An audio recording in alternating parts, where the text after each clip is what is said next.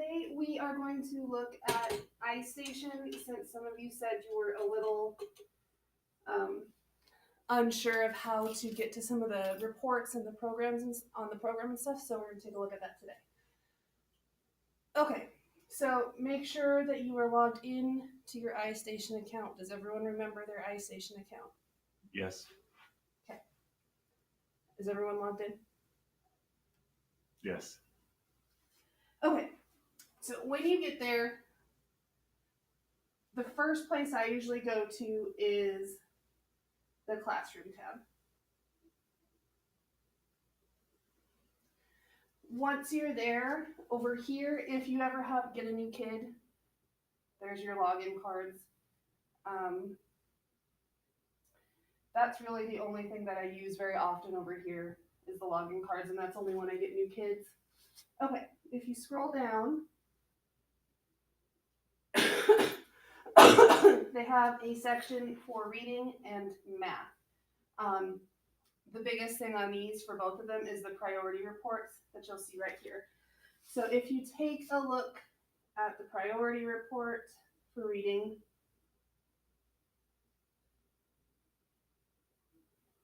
that's where you're going to see all your kids that are getting flagged or alerting in lessons.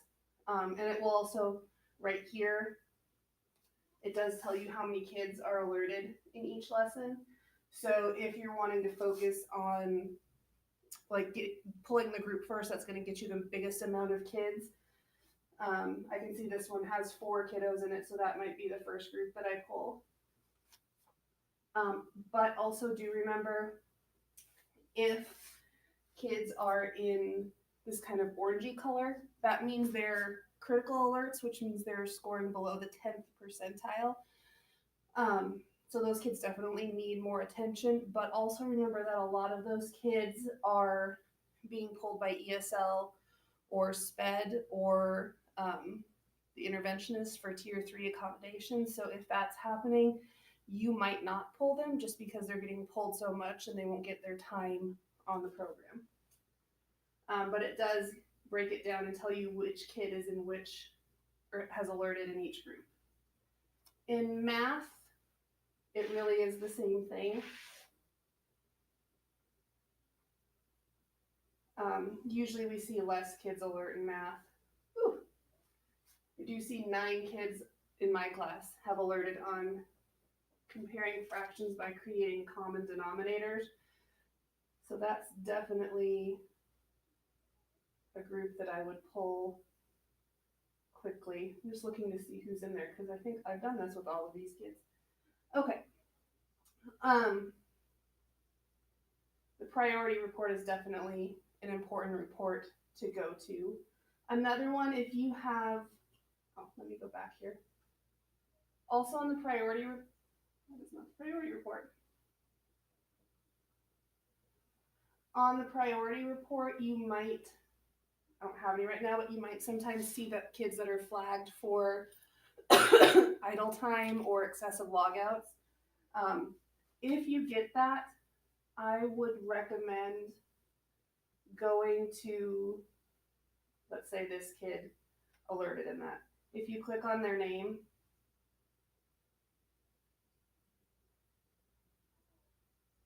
it will take you to this, and then you go to the session activity detail. Oh, look, she had one. If you look through this, you'll see these yellow dots, and sometimes you might see a red one. If they happen to get on it at home, you'll see a blue one. But the red and the yellow ones are the ones that I kind of pay attention to. They're excessive. Yellow is excessive logouts. Red is excessive idle time. If you click on it and then scroll down, you can see more detail on what they were doing. If it was red, they would also tell you how long. Oh, here's a red one.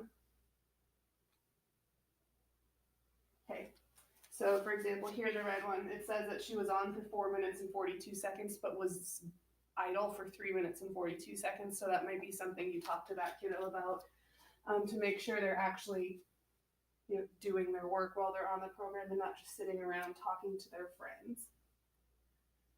Okay, Some other reports that are important but also interesting. If you go to the report tab, and generally fifth grade does this after we do an ISIP at the beginning of the month just to see how we're doing. An interesting graph is the tier movement graph. So you click the graph you want, then you click Run Selected Report. So this shows us how we're doing as far as our tiers, tier 1, tier 2, tier 3 for each ISIP in the 3 months we've been in school so far this year. We started in reading with 41% of our kiddos in tier 3, which is not great. And now we're down to 35% in tier 3. So every time we take an ISIP, we come and look at this, and you can see our tier 1 has grown a little bit, and our tier 2 has grown, quite a bit. And you can see the same one for math. You just need to make sure, sometimes I forget to do this and I don't click on this math here. And then come to tier movement again, Run Selected Report.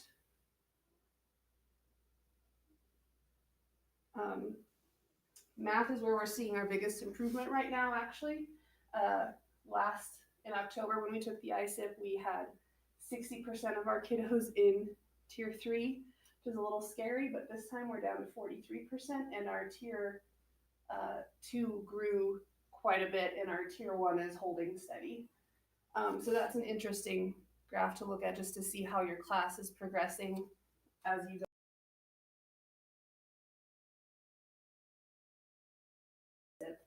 Another one that we stumbled across, now I will tell you this next one doesn't work in math because they don't break it down like this, but in reading, if you go to skill growth, this one you're going to customize down here.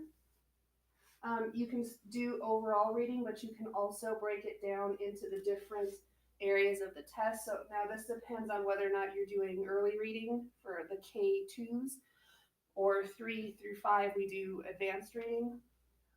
Like letter knowledge, don't choose that if you're a 3rd through 5th grade teacher, because it's not going to give you anything, because we don't have kids that do that. That's not part of our test. But if you go to, for example, word analysis, which is part of our test, and make sure you select your grade, 5th grade, and then run the report. So we can see in word analysis, we are trending up on that. It's a tier 2 area for us, but we are trending up. And you don't have to go all the way back to edit it. Right here, there's this edit report button. If you click on that, you can go and change the skill area that you want to look at, comprehension, and then just run report. We actually made it into tier 1 on comprehension in November, and again, that's another area we're trending up. We started in tier 2, trending up to tier 1. Hopefully that continues as we get more data points. The one we did notice, let's do text fluency first. Text fluency, to be honest, is a little bit of a struggle for our kiddos. They didn't realize that they should be reading the whole sentence before they try to pick the word that was missing. But we are slightly trending up. That was a big focus for our pullouts this last month, was text fluency. Why I keep doing that, but edit report. The one that our kids struggle the most in right now, we discovered, was vocab. As you can see, we're actually trending down in vocabulary. We started in tier 2, but now they're in tier overall as a class, we're in tier 3. So this is where our reading pull-out person is going to focus on vocabulary right now, because we are struggling mightily with that.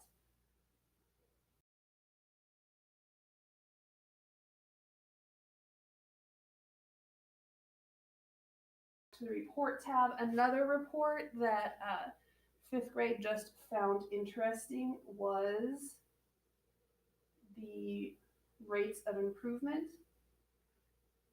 So it's this one, rate of improvement. You also see it called ROI. This one you don't have to customize at all. You can just run the report. The reason we found it interesting, and this will show you both your grade level overall and your individual class, but why we found this interesting, our tier 3s have a high rate of improvement, our tier 2s are moderate, and our tier 1s are low, so our tier 3 and our tier 2 are catching up, which is kind of nice to see. Not that we wouldn't like our tier 1s to have a higher rate of improvement, but the tier 3s and tier 2s are catching them, which is kind of nice to see. And this is one that you can look at in math as well. Just remember to come over here, click it, and change it to math. ROI, run selected report.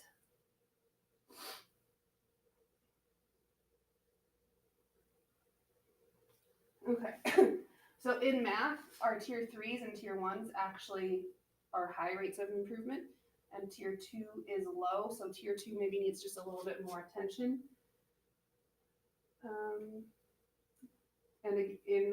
So this one is the fifth grade overall, and this one is just my individual class. So when you look at these, make sure, honestly, probably what your grade level is doing is more important than your individual class, because we do mix our kids up.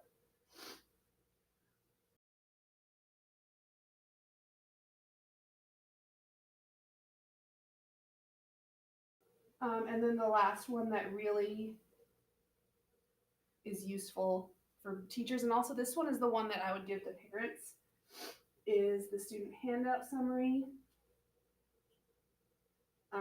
This one you do have to customize, and then basically it's just choosing if you want to do an individual kid or if you want to do everyone. I'm going to do everyone just to give you more to look at. Select all and run the report.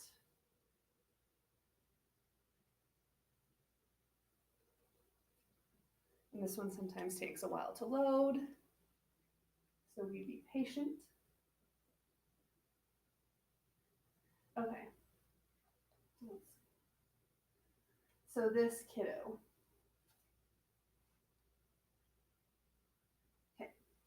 This is their overall reading ability. They've kind of been up and down, but they're sticking in tier 2. This does tell me that they're performing at 4.3, which would be a fourth grader who took the test in November. So this particular kiddo on overall reading is about a year behind grade level. An important thing to know is that text fluency is kept separate from overall reading. Their text fluency, they're actually performing at a 5th grade level. So they can read it, but then there's something that they struggle with, which is where you're going to want to look.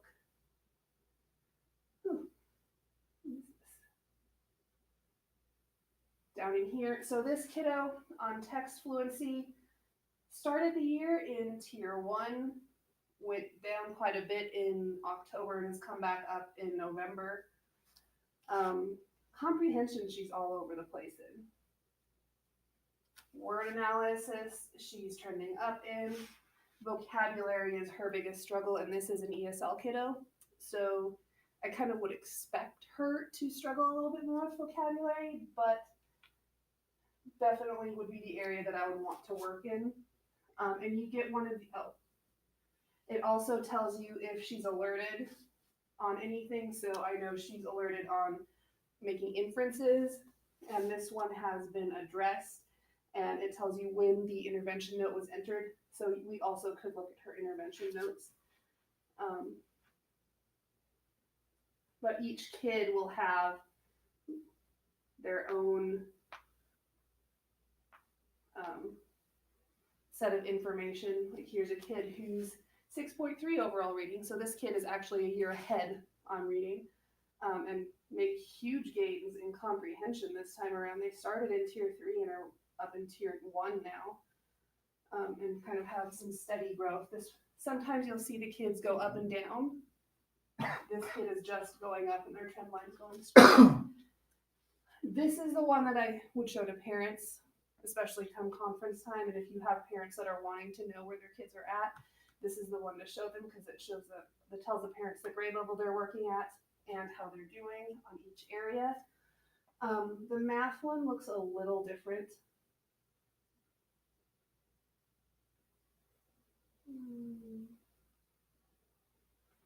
Customize all students, select all, report.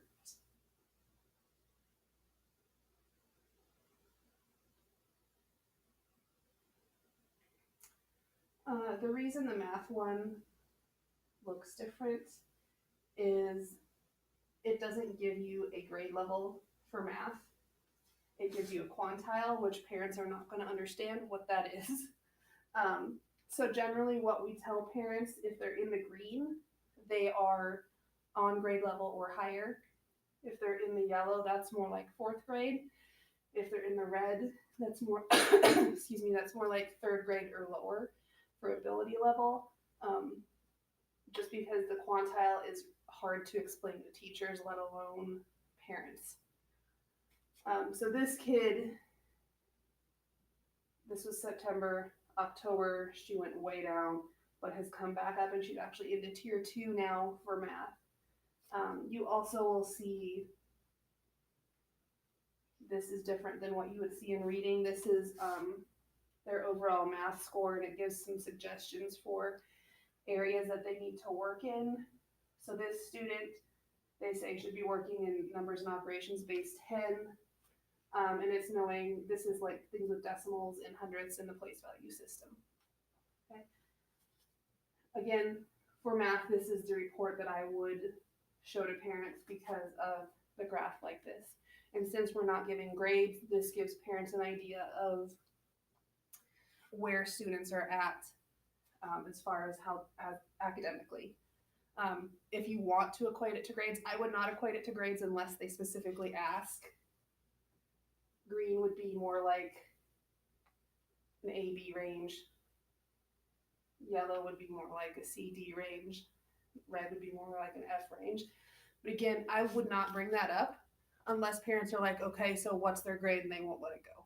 Try to explain to them that we're not doing grades, that it's more about are they showing growth, and that's more important to us. But if they won't let it go, A, B, C, D, F.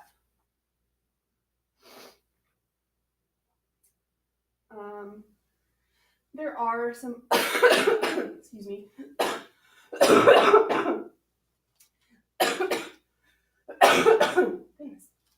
There are some other reports.